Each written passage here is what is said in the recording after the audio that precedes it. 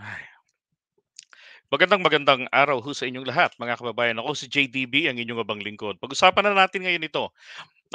Hindi ho ba nagkakatanungan tayo, bakit gano'n kalmang-kalma lang 'no, si Daddy Diggs, sabi nga, kalma, 'di ba? Akala ko, ito to be honest, akala ko dahil po sa parang naging, na-hypnotized or na-realize dun sa niya yung, gagawin niya siguro na, bobomba. Kasi ang ganda ng mensahe ni ano, ni Willie Revillame, 'di ba? Na dapat, matulog tayo na walang hatred sa ating mga puso, yung mga gano'n-gano'n.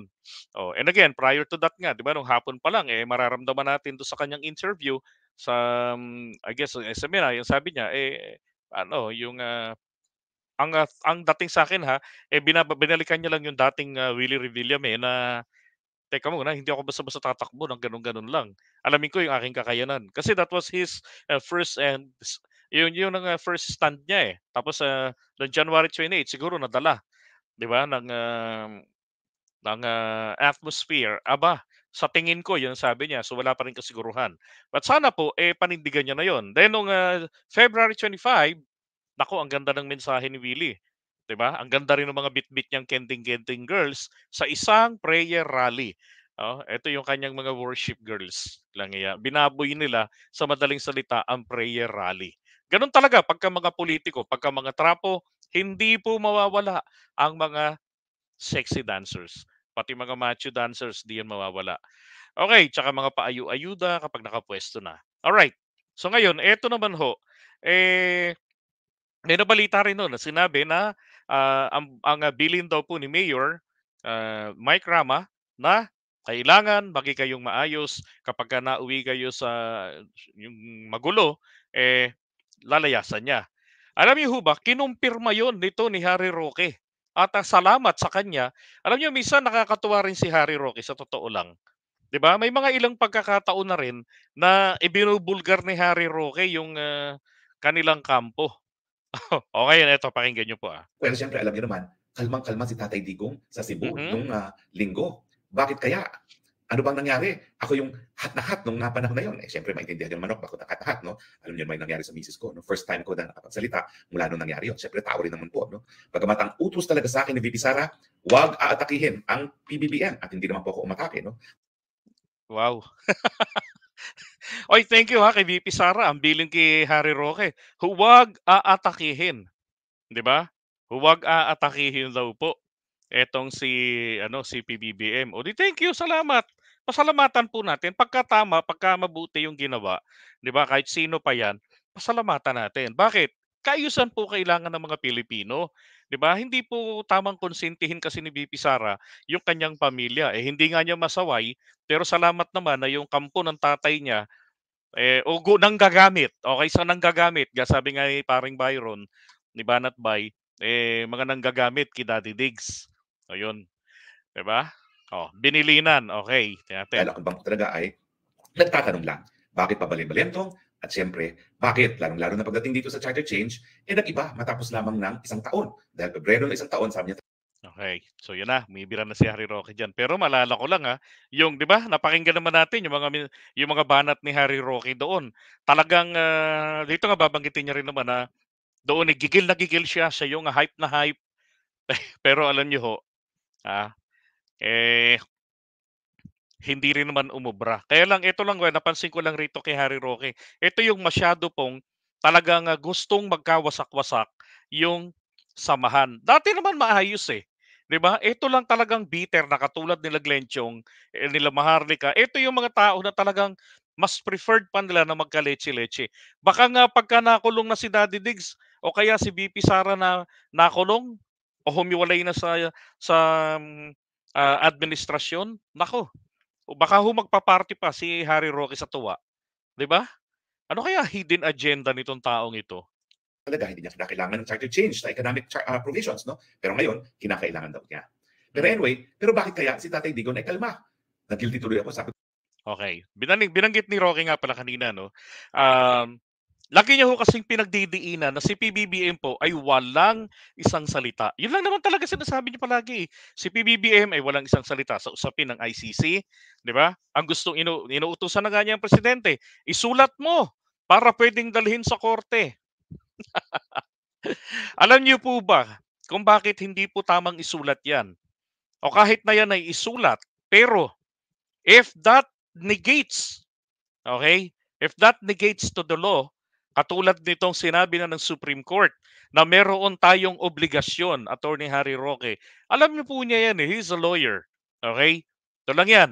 Hindi porke presidente, katulad na lang sa mga monarchical, absolute monarchy, kung ano ang sinabi ng hari, walang pwedeng bumali kung hindi putol ang iyong liig.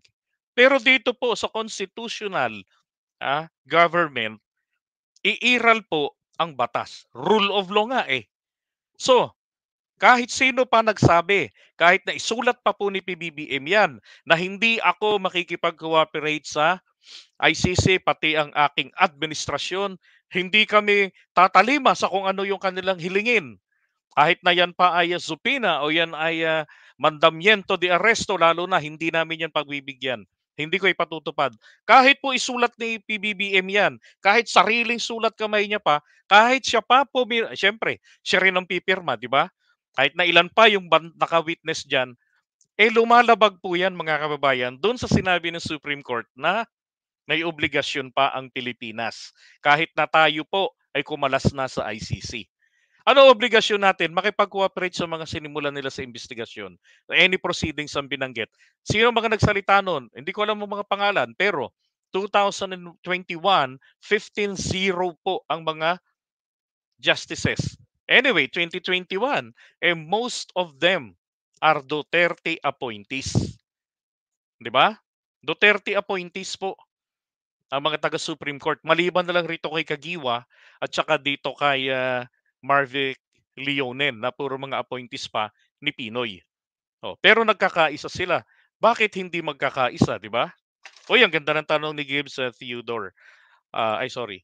Abogado ka ba? Hindi po. Kwento ka ng kwento ng legalidad. Bakit bawal? Show me the law that prohibits me. Pero alam mo ba, Gibbs, hindi naman po ako tanga sa batas. May background po ako. Okay? Kalma lang po, kalma lang kayo ha. Makinig lang, makinig. Para may natututunan, Gibbs, wag laging bitter. Okay, sayang ang punta mo rito. Sabi ko sa'yo. Kumikita na ako habang nandyan ka. Maniwala ka sa akin. Ngayon ganito po, no? Balikan natin. Ang mga desisyon po ng Korte Suprema, yung mga ni-review nilang mga kaso, yan po ay nagiging bahagi ng batas ng Pilipinas. Nagiging bahagi o gabay sa mga susunod na mga pagdedesisyon sa mga usapin na dinadala sa kanila. Now, dahil po yung sulat na gustong mangyari ni Harry Roque ay kontra, mapapahiya po si PBBM. And that is what he wants. Hindi presidente si PBBM. 'Di ba? Sasabihin niyan, di sana nagtanong ka sa asawa mo bago ka nagsulat. 'Di ba? Walang mawawala kay Harry Roque. Walang mawawala sa kanila. 'Di ba? Oh. Ngayon, sasabihin pa niya, eto namang si Attorney Lisa na turingang law professor, yan lang hindi alam. 'Di ba? Yun naman ang Diyos ko po, basang-basa ko na yan. Nakatarantaduhan ng ganyang diskarte. Yan yung mga kunwaring payong may malasakit sa kabilang panig at sa Pangulo. Pero ang totoo, iba po ang gusto nilang mangyari. Kapahamakan po. 'Di ba? Kapahamakan para sa ating Pangulo. Bakit gustong mapahamak? Bitter nga eh. Ano ba naman kayo? Huwag nang mag-isip. 'Di ba? Yun lang yun. Tuloy natin to. Wow, si Tatay Uy, Dico, kalmang-kalma, cool na cool. Ako oo nga naman, eh. ako nga si kalma lang, ako lang ito hot na hot. Well, may mga dahilan po yan. Unang-una, tatapatin ko po kayo. Nagsabi Ito na. talaga Ito na yung dahilan. si Mayor Rama na kinakailangan hanggang charter change lang ang pag-uusapan. Kapag lumabas Okay. sa charter change, aalis daw siya. At sabi pa nga niya sa akin, siyempre hindi po pwede yung mga incitement to sedition, yung mga maghihiwalay sa bansa, yung mga ganyan, ayaw niya yan. So ang sabi niya, tutok lang tayo sa bribery initiative dahil siya mismo, sinabi naman niya sa kanyang talumpati, ayaw niya na namimili ng lagda at ayaw niya na linilin lang ang mga Pilipino. Okay. Alam niyo ako, ayoko rin ang nililin lang ang mga Pilipino eh. Kaya nga sinasabi ko, kung totoo ang investigasyon nila Senator Amy Marcos. Bakit hindi ninyo imbestigahan, papuntahin diyan, imbitahin niyo diyan sa Senado yung babae na do'n sa unang-unang lumabas na video na nangloloko ng pinapaliwanagan niya para makakuha ng pirma. Pinangako yung Ikes, yung 4-piece. Oh, 'di ba? Nakasulat na do'n sa video kung saan nangyari 'yun. Oh, yung pong babaeng ngayon, tauhan po ni Congressman Marvin Rillo. Yung video na yun, pa-video niya sa sarili niya nung babaeng yun para i-submit sa opisina nila para ipakita na nagtatrabaho sila, ginagawa nila yon. 'Di ba? Para magkaintindihan. O kasi sabi ng babae ron, yun yung maliwanag na namigay yung babae. Although pinapatay niya na yung video nung part na yon, but she was able to mention that. Ba't hindi ginagawa ni Senator Amy Marcos at ng mga kasama niyang senador, 'di ba? Binubudo lang po tayo ng mga 'to eh. Panira lang sa presidente natin, pero hindi po talaga genuine sila sa kanilang layunin. Ano ginagawa nila? Bakit pinatatagal nila ang kahihiyan nila diyan sa investigation ng People's Initiative? Para po mahadlangan nila, magkaroon ng dahilan sila para hindi matrabaho ang charter change. Kunwari, baka mawalan sila ng trabaho. Kunwari, binababoy ang mga batas. 'Di ba? Puro kunwari, puro pagkukunwari. Yun lang sabi ko nga, maniniwala ako kung totoo yan. Kung yung nasa video na yun, maihaharap nila. Kung yung congressman, maiimbitahan nila dyan. Quezon City District 4 Congressman yung amo nun. Nangyari yung video na yon sa Old Capitol site. Ba't din nila ginagawa? 'Di ba? Nag-import pa sila ng mga taga Davao. Ang problema, natatakot itong mga taga Davao na in-import nila na magsinungaling para sabihin na sila'y binigyan ng pera. Puro lang, isa lang ang nanging sinabi, they were misled by the explanation. Yun lang naman eh. 'Di ba? Ngayon, tuloy naman natin tong balikan natin to. Itong sinabi ni Rocky pa rito. Yung mga maghihiwalay sa bansa, yung mga ganyan. Ayun. So, isa sa binili ni Mayor Mike Rama, bawal yung ginawa po ni dating Pangulong Duterte, yung cursing, sigawan mo ang presidente ng Pilipinas, o drug addict, di ba? Yung mga pinagsasabi niyang hindi maganda nun, ibinawal yun. Yung mga pagbanat, kailangan talaga, focus na lang naman sila. Di ba? Focus na lamang sila sa kung ano yung ipinunta nila. Prayer rally para saan? 'Di ba? Laban doon sa People's Initiative na peke daw po. Kasi para sa kanila, ito ay politicians initiative.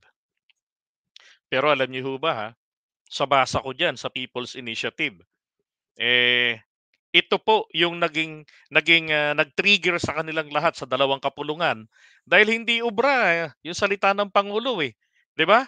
Binabalewala lang ng Senado. Pero nung magkaroon ng People's Initiative, nako, lahat sila po nataranta ngayon. Naging praning-praningan, na kesyo matatanggalan sila ng pwesto, matatanggal ang Senado, yung mga ganon. So, they need to act on the RB86 and they're doing that. Ganon din ang Kongreso na talagang palagi pong welcome development sa kanila ang pag-update, ang pag-adjust ng ating saligang batas. 'Di ba? So, yan po yung mga binilin sa kanila nitong mayor. Ito pa Aalis daw siya. At Di ba? sabi pa, si Tatay Dico, kalmang-kalma, cool na cool. Ako naman, ako nga si kalma lang, ako lang ito hot na hot. Well, sinabihan siya ni VP Sara, huwag banatan si PBBM. Siya hot na hot. Hindi ba? Kung ano rin pinagsasabi ni Harry Roque, pinamumukha niyang walang isang salita ang Pangulo. may mga dahilan po yan. Unang-una, tatapatin ko po kayo. Nagsabi talaga si Mayor Rama na Ayan na. kinakailangan hanggang charter change lang ang pag-uusapan. Kapag lumabas Hanggang charter change lang. Shout out sa ating kaibigan. Kay Boss Master, Streetwise with Takeru Miyamoto. Ayan. So magandang hapon sa iyo, Brad. Isang magaling din yan tulad ni Mami Peng, tsaka yun, napakatapang yun. Pati si Go Philippines, pa-support din po. Mima Alicia, of course, ang ating kaibigan. Okay, so tuloy. No, charter change lang ang pag-uusapan. No cursing. sa charter change, aalis daw siya. At sabi pa nga niya sa akin, siyempre hindi po pwede yung mga incitement to sedition Binilinan na siya ni VP Sara, binilinan pa ni Mike, pero bumirada pa rin si Roque. Yung mga maghihiwalay sa bansa, Yung mga ganyan, ayaw niya yan. So ang sabi niya, tutok lang tayo sa bribery initiative dahil siya mismo, sinabi naman niya sa kanyang talumpati, ayaw niya na namimili ng lagda at ayaw niya na linilin lang ang mga Pilipino. Na kung ano-anong pinipirmahan nila, kunwari ayuda, yun pala ang charter change. Pero bukod doon, meron pa po tingin ko ibang mga dahilan. O pansinin ninyo, ha? Noong minsan na tinawag ni Tatay Digong na the Congress is the most corrupt branch of government, anong nangyayari nun? Well, yun yung tinanggalan ng intelligence funds, confidential funds in Sara Duterte at meron pang nabalita na impeachment. So natural. Okay. So, ito part na to may mali na naman eh. Yan yung pinag-uusapan doon, yung pondo. Na-question sa harapan pa ni Senator Amy Marcos at ni Risa Bebe, si VP Sara. At sinabi niya kung gaano kamali ang ginawa niyang paggasto sa 125 million pesos. Wala akong problema kung 11 days or 1 day niya ginastos. Because if the project is ongoing at kayo ang nag-aabono, tapos babayaran nyo, re-reimburse lang, di ba? Okay lang po yan eh. Ang problema lang rito is may guidelines kasi ang paggastos ng confidential funds and she failed to comply with. Talagang sadyaan talagang. Kasi biruin mo lahat ng proyekto, ginagamitan ninyo. Di ba? At she mentioned kung ano-ano yun. Parang yung sa pangkabuhayan package. Hindi pwede doon. Para sa libreng sakay, hindi rin pwede doon. Para doon sa pagtatanim ng mga puno, hindi rin pwede doon. Dapat involved lang po, may kinalaman sa peace and order and national security. Abogada yan, ha? Di ba, Gibbs? Bakit parang hindi alam? Di ba? Sabi astang abogado eh. Ay, salamat po kung astang abogado ako. Thank you ho. Pero actually, yung pinag-aralan ko po nung ako'y nasa kolehiyo, mukhang nahahagip niyo po. Okay, mag-abogado ka muna. Palagay ko hindi ko po kailangan eh. Alam niyo kung bakit? Hindi ko kailangan maging abogado muna, Gibbs. Ganito lang yan.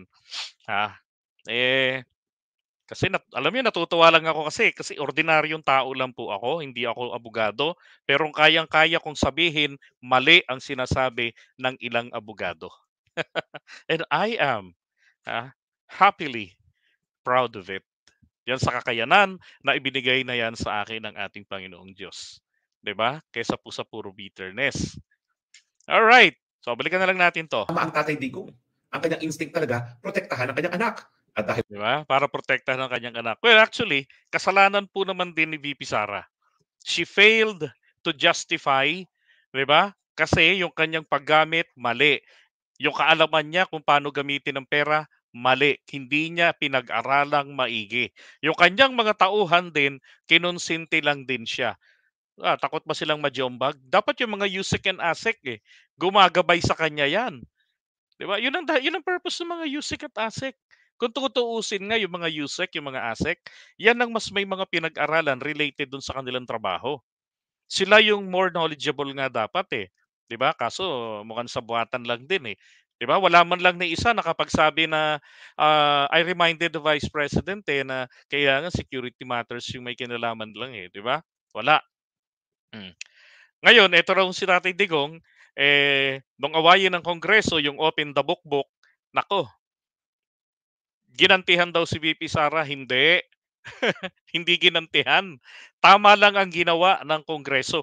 Bakit mo ibibigay ang perang pinaghirapan ng taong bayan sa hindi naman karapat-dapat gumamit nito? Napakahalaga po mga kababayan ang usaping seguridad ng bayan. 'Di ba? Ilagay natin ang pondo para sa seguridad ng bayan sa tamang ahensya na may kinalaman dito, tamang ahensya na yung mga tao nito ay trained for that. 'Di ba?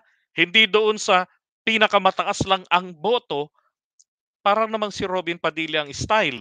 Ako yung number 1 senator dito. Wow. Number 1 in terms of votes. But when it comes to performance, nako po. Siya ang pinakakulelat, 'di ba? Hindi ganoon. Kaya tama lang 'yun. Sabi ni Annabel Paulino, when a stupid person runs out of a valid argument, they will attack your person through insults and character attacks, even your qualifications, but it is not about you. It's who they are. Thank you. Thank you. Naintindihan mo yon, Gibbs? Naintindihan mo ba? Sana intindihan mo, English yun. Oh, yun pa. All right. Good afternoon, May and Leia Finlay. Oh, okay. So, yun na nga, hindi po natanggal. Kung hindi po, hindi na talaga pinagbigyan ng mga kuha pa. Hindi na naman si VP Sara eh. Ang tanggalan ng pati nga office ni DA kasi ilang ahensya ng gobyerno hindi qualified to handle that, 'di ba? Dati na palang kalakaran. Oh, tama lang po na itama ng Kongreso ang paglalaan ng mga pondo. Pera ng taong bayan 'yan, 'di ba? At sila yung may kapangyarihan para bantayan 'yan. So doon pa lang bantayan na nilang maigi. Tama yung ginawa nila. Oh. At tama po yung ginawa diyan nila Franz Castro na busisiin 'yan. 'Yan ang trabaho ng mga nasa minority. Ng bantay na gagaling sa Kamara de Representante. Natural. Talagang binomba niya ng gusto ang Kamara de Representante. Anong naging resulta? Ipinasara ng mga kongresista ang SMNI. Ay nako. Makasinungalingan ho. Hindi ho ipinasara ng mga kongresista ang SMNI. 'Di ba? Hindi ho pinasara. Ang nangyari doon, dahil po sa kasinungalingan ni Ka Eric, yung fake news niya, natural, ipinatawag siya. Bakit siya ipinatawag? Dahil po, leader na po ng Kongreso ang binabastos niya sa kanyang fake news. 'Di ba? Tapos pinoprotektahan pa niya ang NPA na dati niyang kasamahan at mukhang NPA pa rin ngayon na nasa Senado. So ang tanong ko nga eto bang si Ka Eric talagang totoo bang bumitaw sa NPA? 'Di ba? O baka ito po ay isang Trojan horse lamang na nasa loob ng gobyerno nung panahon ni Pangulong Duterte. At ngayon akala natin talagang laban kasama ang bayan, 'di ba? Laban sa mga NPA, yun pala pampagulo sa bayan. 'Di ba? Ayaw niyang i-reveal. Hindi niya ni-report. Kasi yun pong taong iyon, matagal na 'yan, 'di ba? Matagal na 'yan na nagbabato ng mga sensitibong information sa kanilang hanay sa intel ng NPA. Oh, nung nandun pa si Ka Eric, sabi niya 'yan, ha. 'Di ba? Ilang taon na 'yon, grabe, espionage po 'yon. Gibbs, 'di ba? Naintindihan mo 'yan. Oh. Ngayon, ang sinasabi ni ni Harry Roque, pinasara ang SMNI. Hindi ho, nagkaroon po ng ganong klaseng paghihimok sa NTC na yan po ay suspindihin at ngayon po naka-unli suspension sila ay kasi nga naman patong-patong na ang mga reklamo laban po sa SMNI. At dahil diyan, hayaan mo pa ba yan na 'di ba? Oh, na umere ng umere. Oh. Tsaka wala naman talagang maliwanag, wala silang tanong. Wala silang pakialam doon sa mga violations, even red tagging na very inconvenient. Pero ang katuwiran, wala naman kasing batas na nagbabawal. 'Di ba? Pagka meron ng batas, saka namin susundin. Hindi na namin gagawin ng red tagging. Sus Maria Joseph. So ganun lang kasimple sa kanila, 'di ba? Media ang tawag sa sarili pero walang code of ethics kung tutuusin. Dahil yan nga po ang ginagamit niyang medium para mag-address sa taong bayan doon sa kanya. See? Tatanggi nyo pang Duterte media, yun na nga. Sinabi na po rito ni Harry Roque. SMNI ang ginagamit ni Daddy Diggs na medium to address the people. Totoo naman, maski nung siya po ang presidente, nako, mas special nga daw po ang access ng SMNI kesa sa government stations. Gikan sa masa. O, nung bagong yung sa Davao na tinawag niya na drugista si PBBM. Ano Tuwa si Butanding naman ang nangyari?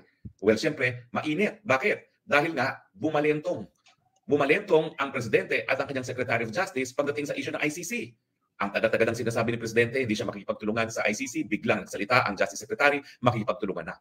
At siyempre, ang Kamara de Representante, nagpasa na naman ng 2 resolusyon na nagsasabi na dapat makipagtulungan na ang Pilipinas sa ICC. So natural, nagkaroon ng banta, hindi lang sa seguridad ni Presidente Rodrigo Roa Duterte, kundi pati ni Inday Sara. Kasi alam naman natin na nung nagkaroon ng ganyang pahiwatig si Justice Secretary Remulla, abay dinadawit na nung isang ano bang pangalan nun, hindi pa naman kapanipaniwala na hindi ko maalala ang pangalan niya, Monica dinawi bigla Paras, ang Cañas. Inday Sara Duterte. Samantalang sa mulat-mula na sila'y naghain ng reklamo sa ICC, hindi naman kasama ang Inday Sara Duterte doon. So hindi mo maintindihan bakit all of a sudden dinamay. So ang banta, hindi lamang kay PRRD. Sa totoo lang, sabi nga ni PRRD, okay na ako. 80 years old na ako. Good na siya. Hindi siya magpapahuli ng buhay dyan sa mga taga-ICC dahil hindi siya haharap o magpapahusga sa mga dayuhang mga magistrado. Pero alam niyo, Oh, 'di ba? Takot na takot eh. Nung una, bring it on. Naalala ko noon, 2017, tinakot nila Trillanes. Kakasuhan ka namin sa ICC dahil sa killing sa war on drugs. Sabi niya, bring it on. Kinasuhan. Kumala sa ICC. Tapos itong panahon na bago bumaba, bring it on. 'Di ba? Tapos kung hindi na presidente, puro bring it on. Pagka may mga insinuations about ICC, natataranta, inaaway ang presidente ng Pilipinas. Kayo tong gumawa eh, 'di ba? At ang sabi niyo pa kahit sino haharapin ninyo. Oh, ngayon takot na takot, gobyerno ang ginugulo. ba? Minsan kasi tinanong siya ni VP Sara, paano naman ako 45 years old? Hindi pa ako 80. Kaya 'Di ba? Anda na ako 80 anyos na ako. Yun naman pala eh. Bakit hindi magboluntaryo? Nga pala mga kababayan, bakit kaya natahimik si Harry Roque? Hindi po ba't mayroong panukala si Harry Roque? Ang sabi niya, kailangan daw questionin. Para daw ma-question niya ang jurisdiction ng ICC, kinakailangan ni merong isa sa mga akusado na magboluntaryo. 'Di ba? Na kulong, magpapahuli sa ICC at magpapakulong kahit mga 1 taon lang naman daw. How I wish si Harry Roque po ay kasali sana diyan. 'Di ba? Tignan natin kung magagawa niya na volunteer doon sa The Hague at magpakulong. Total maganda naman ang kulungan, 'di ba? Daddy Diggs naman handang-handa. Utragis, pero panay naman ang panakot, 'di ba? Sa mga Pilipino. Kaya tuloy walang nagsasampa ng kaso rito laban sa kanya. At hindi naman tuloy nila ma-avail yung complementarity. Kasalanan niya rin eh. Kung hindi ba nila tinatakot yung mga pamilya sa pamamagitan ng mga maaanghang na mga pananalita niya, 'di ba? Baka sana na-avail pa nila 'yun. Puro pagbabanta eh. Ano nahita, 'di ba? Puro takot tuloy sa dibdib. napaisip tuloy ang PRRD, no? Oo nga, paano naman yung kanyang unika iha? Abay, hindi naman po pwede na si Unico Iha ay malilitis dyan sa ICC. Kaya naintindihan ninyo, bumomba ng napakalakas na bomba ang PRRD doon naman sa Davao. Pero ngayon, bukod pa doon sa 'Di ba? So ibig sabihin ni Harry Roque po, yung mga sinabi ni dating Pangulong Duterte na adik si BBM, yung bangag noon, bangag pa rin ngayon, yun po ay wala talagang kwenta. Kung hindi pang ano lang, talagang kumbaga pangungunsinti lamang ng isang ama sa kanyang anak, kay VP Sara. Yun naman yung ibig sabihin dito eh. Kaya dapat forgivable yung ginawa na yun na pangiinsulto at pag-aakusa ni dating Pangulong Duterte. Kasi nga naman daw nati-threaten yung kanyang anak. Pambihira. Doon lang maliwanag na yung na diyan sa sinabi ni Harry Roque. 'Di ba? Na itong magpamilyang ito, itong mag-amang ito, palakasan system ang gustong mangyari. 'Di ba? May gawin sila pero walang pwedeng kumastigo. Sila lang ang pwedeng kumastigo. Manghiya-hiya. Pero pagka sila na, wala, ayaw nila. na request ni Mike Rama na siya na host ng buong prayer vigil na yan, wala naman pong banta laban sa Vice President natin at wala rin banta laban sa kanya. Ibig sabihin, it is quiet in the Philippine front. Kaya sa tingin ko, kalma rin ang ating PRRD. Ayun. So sabi ni Roque, kaya kalma si PRRD kasi sa ngayon nakita niya daw ni PRRD na mukhang wala namang banta, walang impeachment, 'di ba? Wala nang pondo na mawawala. So walang banta daw kaya kalma. Pero kanina lang maliwanag 'di ba? Sinabi niya, nagsalita si Mike Rama at may banta sa kanila o bilin sa kanya na meron kayong limit. Akala ko ba matatapang kayo? 'Di ba? Akala ko ba kala kasi nila yung pambabastos na usong-uso nung panahon nila 'Di ba cool na cool noon, ngayon gano'n pa rin. Abay, alam niyo ho ang ating Pangulong Marcos, ibinalik lang po niya sa pagiging disente ang presidency na naging, tampulan ng kantyaw, tampulan ng pinagmumulan ng takot, 'di ba? 'Yun yung nakaraang administrasyon, eh. Ang totoo nga po niyan 'pag kaming mga vloggers nag-uusap-usap, there were times na may banat si dating Pangulong Duterte na wala kaming mai-content, hindi namin malaman kung papaano i-justify. Kasi talagang kami mismo nagpupuyos ang kalooban namin dahil mali. Ako, ay dead man na lang. Hindi na lang ako magko-content. Kasi alam kong mali eh. At pag kinontra ko, walang makikinig. Kasi noon bawal kumontra. 'Di ba? Bawal kumontra kasi nga perpekto. O di tahimik tayo and then let's wait for the proper time na ang mga tao mismo, ang mga loyalista ay magsimula ng mag-question ng mga pinaggagawa at pinagsasabi ni dating Pangulong Duterte. Pero noon talaga sinasabi pa namin, parang ang hirap naman nilang ano, no? Ang hirap nilang ipagtanggol. Ang hirap nilang ilaban, ika nga. Kasi nga sa ganun, laban bawi sa salita. Alam mo, napakadali namang maintindihan ng PRRD. Una-una, gaya natin, may pamilya siya. At kapag babantaan mo ang kanyang pamilya, papalag siya. Lalong-lalo na siya ay 80 years old na, wala na siyang pakialam sa sarili niya. Pero kung babantaan ang kanyang mga mahal sa buhay, asahan niyo talaga. Lalaban yan hanggang sa huli, hanggang sa dulo, hanggang sa kamatayan. Meron ba naman kasi ama na hindi gagawin yun para sa kanyang anak? Lalong-lalo na kung unika iha at paborito pang anak.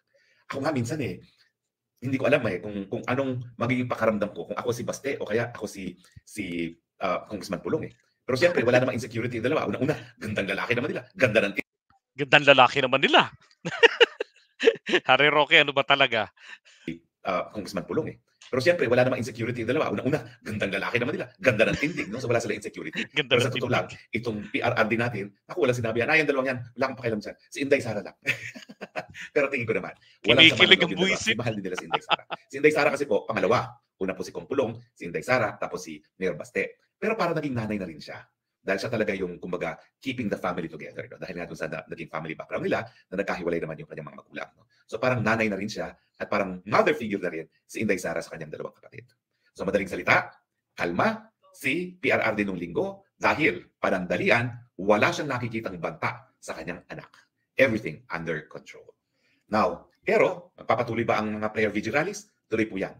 Dahil sa tingin ni Presidente, talagang hindi po titigil ang speaker at ang kanyang mga cronies dyan sa mababang kapulungan hanggang hindi nila masigurado na ang kanilang speaker ay magiging pinakamataas na opisyales ng bayan. Pero, Diba? Kalokohan ito no? Sabi ko nga saan ninyo nahagilap yung kwento na yan? Ha?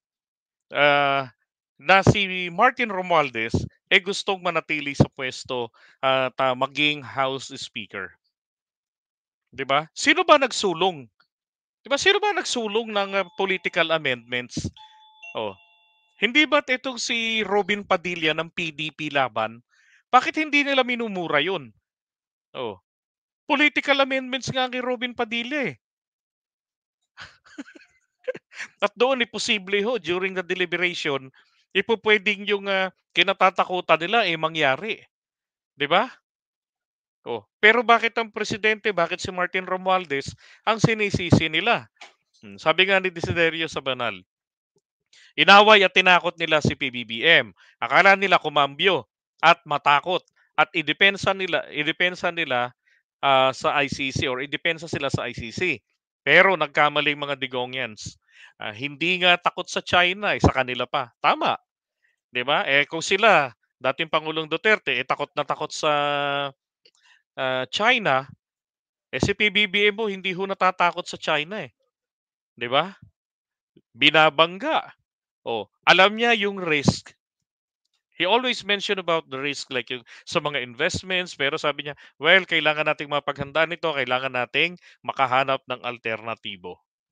Doon sa dating presidente, pag nagalit sa atin ng China, putang ina, bombahin tayo talaga niyan, maubos tayo in 5 minutes. Sabihin ko, wag na lang ang Davao bombahin. Nandun ako nakatira. Sinanay ho tayo sa ganong klase. 'Di ba? Tinakot tayo na makapangyarihan ng China, 'di ba? Pero wala tayong narinig sa kanya papaano ang best option for the Philippines, 'di ba? To die for our country. 'di ba? Puro lahat, puro kailangan nating matakot. Sus Mariosep. Okay, so ayan tama, tuta ng China. Oh, ito, sabi niya na Simpliwela. Ngayon, thank you kay Harry Roque, binuking niya kung bakit po, bogged down ang, tono ni Daddy Diggs. Pero may mga ibang vloggers ako naririnig ngayon ay nakikita, hindi ko pinapapanood, eh. Hindi daw po nagbago ng tono si Daddy Diggs. O ewan, alam mo naman 'yan, ang paninindigan ni dating Pangulong Duterte sa napansin ko ho, parang lagari. Yung ipin ng lagari, up and down, gano'n. May talim, 'di ba, may anghang, pero biglang mawawala. Gano'n, ibang klase. Hindi po 'yan katangian ng tunay na leader. Uulitin ko po sa inyo, ang tunay na leader mayroon pong ipapahayag na kanyang, isang, stand talaga niya, paninindigan niya sa isang usapin. Whether ito po ay maging, popular o hindi. Bibitiwan niya, ito ang aking paninindigan, this is how I justify it, ito yung nakikita ko, ito yung I'm going to work on it. 'Di ba? Gano'n ang isang tunay pong leader. Hindi yung pakiramdam muna tayo na bash, "Ay, ayoko na, burahin natin, ibahin naman natin ngayon." Kaya tuloy sinasabi ko, mukhang iba ang, Duterteng humarap, 'di ba? Pati nung, Feb 25 at saka nitong, Feb 27 sa presscon. Hmm. Kasi nga paiba-iba ng ugali. Tapos pinaniniwalaan pa na ito ay may isang salita. Sus Mariosep, 100% po walang isang salita. Matapang lang magsalita. Alright? So iwan muna natin 'tong, part na 'to.